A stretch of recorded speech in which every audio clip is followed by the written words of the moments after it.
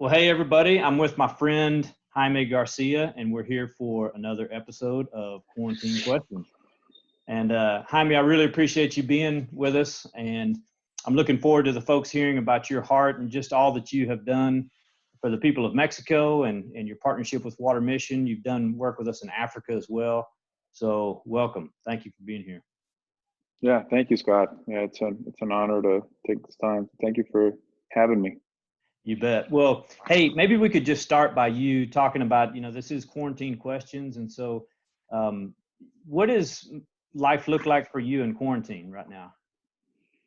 Uh, so it's really not too different than what it usually is. I'm a person, an introvert person that likes to kind of keep to myself. I spend a lot of quiet time and learn to grow a lot in my time with the Lord and just try to continue to develop myself and find ways to serve. So I think that's one of the values of playing baseball, right? And you kind of get comfortable at being uncomfortable, and you adapt. Adaptability is big in sports. So I'm glad I was able to go through the grind of my career to have that flexibility and adaptability to whatever it's in front of me, and just working with what I have.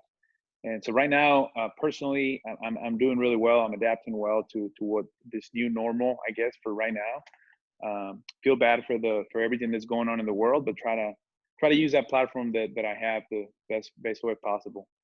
Now, I know from being with you, you're very health conscious and you're always eating healthy things. But I want to know, what's the strangest thing that you've had to eat in quarantine? Have you like broken down Mm. and had a hot dog or some kind of dessert? I mean, come on. um, so what's the great? I mean, I've been eating it a lot at home, but let's see, what was the craziest thing I had?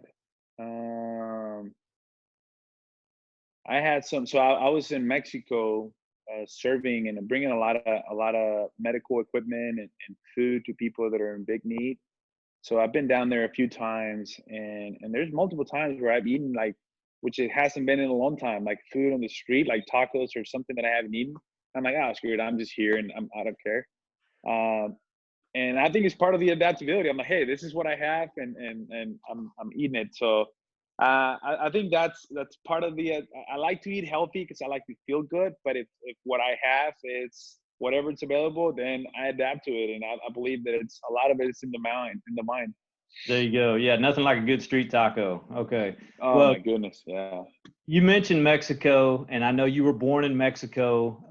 You had a great career. You came over to the States, drafted by the Cardinals, played mostly for them, won a World Series with them, and pitched 2 games in the World Series. But you played with 6 other teams as well. From the outside looking in, and me being one of your teammates too, I always saw you and being on the other side of things too, on another team, seeing you with a lot of success, a lot of confidence out there. But as you and I have talked about, that didn't always tell the whole story. You said that there was a lot of mental and physical grind that was going on too. And I think that'd be something very interesting for people to hear about and how that factors in not just to your story, but your testimony of faith. Can you share some of that with us? Yeah. Like you said, I was born and raised in Mexico, and grew up in a very toxic environment. A lot of shame, a lot of insecurity, a lot of depression, anxiety, ADD, a lot of issues growing up, big time. A lot of injuries. Actually, the injuries in my arm started when I was about 12 in my elbow and about 13 in my shoulder, which people didn't even know. And through high school, I was injured signing. I was out of shape. I was, I couldn't even speak English well. Academically, I was so behind, so going to college wasn't an option. And I just took my only shot to go with the Cardinals. Pretty much out of high school, they didn't offer no money almost to sign, and I went.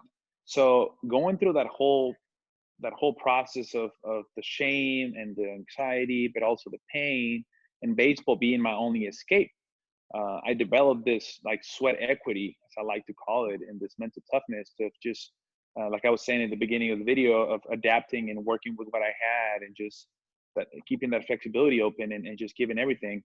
So developing that, I've learned my tolerance for pain grew a lot. And yeah, when I came up to the big leagues, I had a lot of success, but I learned to, um, I think when somebody is dealing with shame in your life and fear, you try to cover up and you don't want people to really see what's on the inside. So I've learned I was a good actor on the mound and good actor trying to hide, and I would just isolate myself from teammates and places and just keep to myself because I was so ashamed and afraid. So a lot of anxiety, and it was hard for me. So I isolated myself, but it was hard as well for me to be alone because I would get in my head with that anxiety. So I think going through that whole experience and then coming in that journey, one, the biggest thing is just coming to know Christ. That's why I came to know Christ. That's what I believe Christ had a plan for my life, that he brought people into my life, some teammates and people that the mentors that modeled Christ, and something that I've never seen before. And it was just a journey, but finding, knowing Christ and then finding healing through that whole process, and understanding that going through all that shame, it was big part of my growth and part of the perspective that I have now a day, especially when we're going through something like this nowadays, that I understand, I know what it feels to go through that uncertainty, that like I said, the shame, the anxiety, and it was part of what built my character and shaped my character, and have that like I said, that perspective and that compassion and empathy for people that are suffering.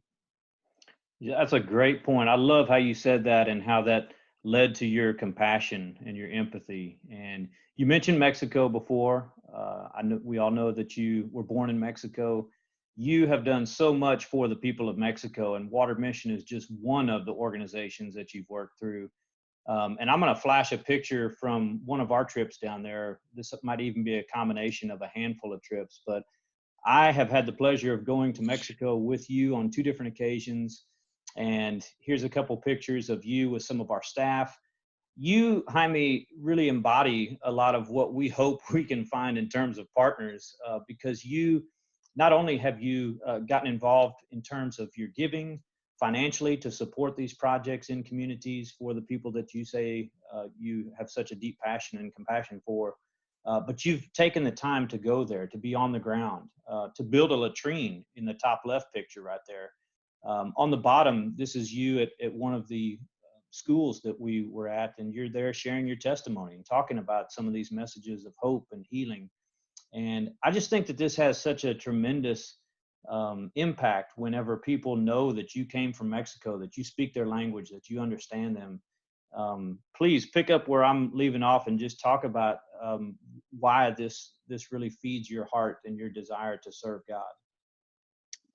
I think one, like I was sharing about my story, is really understanding who I am, right? Who I am, where my identity is, and understanding that I am who God says I am, and then from there, understanding what the reason why I was created for, what my purpose in this world is, and really knowing that and sealing that in my heart, and then understanding that I was created for a plan and a purpose beyond myself, which is to serve others and utilizing what He's given me, and having a good understanding of that, and then the platform that God has given me. All the suffering that I've gone through, but at the same time, like you were saying, I was still able to accomplish everything and play for almost 11 years and have a lot of success in this game. And God's been faithful; He's been there for me. And I can't, even though I'm a very committed person and hardworking person, I can't take the credit for that. I can't just be uh, say, "Oh no, I'm just going to be comfortable and retired." So I think it all started with understanding that platform that God has given me. It's a very unique platform, like you said, being born in Mexico and raised, and having a lot of roots in Mexico, and then how much God has blessed me.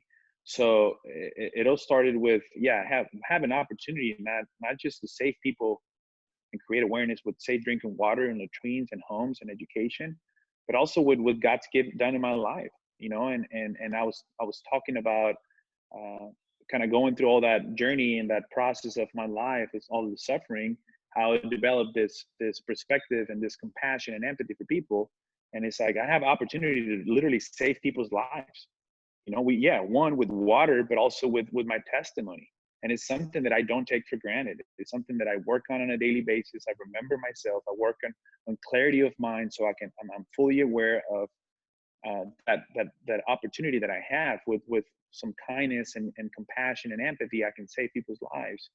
And I think when I started doing that with, it started with a couple other organizations and in my hometown in Reynosa, and then with you guys, I saw not only a God doing amazing things with the people that I was sharing, but also in my life, as Mm. far as with the inner peace and fulfillment, and which is what we're all looking for. I mean, we're all looking for peace right now, right? And the more that I would do that, the more that I would use what He's given me for others, to live a life of significance without adding value in other people and not just focusing on myself, the more fulfilled that I would feel, the more enlightenment, the more just joyful and at peace. Uh, and then it just became my thing. It became my drive force. It became why I was playing, even going through more pain in baseball and acquiring more things, and why I wake up every day and I want to grow and develop myself even more, because it's, like I said, it's an opportunity and a platform that I do not take for granted. Yeah. So can you tell us, you're retired from baseball now, but you are very active in going out and sharing your faith. Can you tell us what that looks like, how you are sharing with, and who you're sharing with? Yeah. So to go back to what I was saying about shame, so somebody that has struggled with anxiety and shame, and especially social anxiety, speaking in public or doing anything like we're doing right now used to be my biggest fear, especially in English, even harder.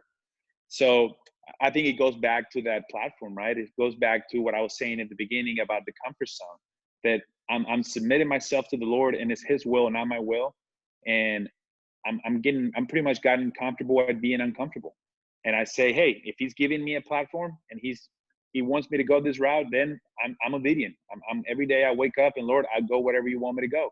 So obviously, like I said, the few times where I share my testimony, that I felt like I was so, I couldn't even speak of how anxious I was, man, and how fearful. But I saw what He was doing with that testimony. I'm like, okay, I'm just obedient. So uh, this whole time that I have been playing, there's been opportunities where people have asked me to share my testimony, and it's been impactful. And I've seen something there what the Lord wants to do with me, especially with how how many people struggle with shame, how many people struggle with anxiety, and especially social anxiety. So whenever I speak about those things, when I'm vulnerable about those things, it brings hope to people and healing, especially that I'm doing it now more often, not only in Spanish but in English. That I'm writing my own book right now. That I'm doing a lot of things that used to be my biggest nightmares and fears, but because I'm walking by faith, and I'm having the belief system of who God says I am, um, and just trusting Him. So, and He's just opening doors.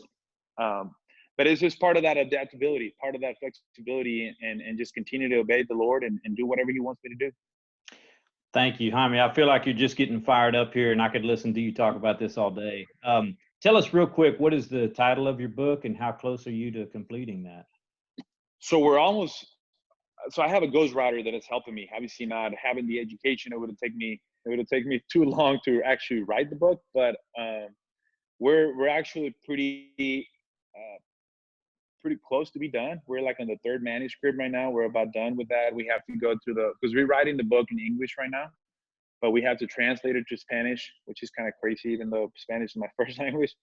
But we translate it into Spanish, and I'm hoping. And then I'm also, the biggest thing too, that is part of that challenge of always challenging myself and doing, getting comfortable at being uncomfortable. I'm going to be the one reading the book, narrating. So I'm coming out with an audiobook in Spanish and English, and I'm going to be the one reading the book as well.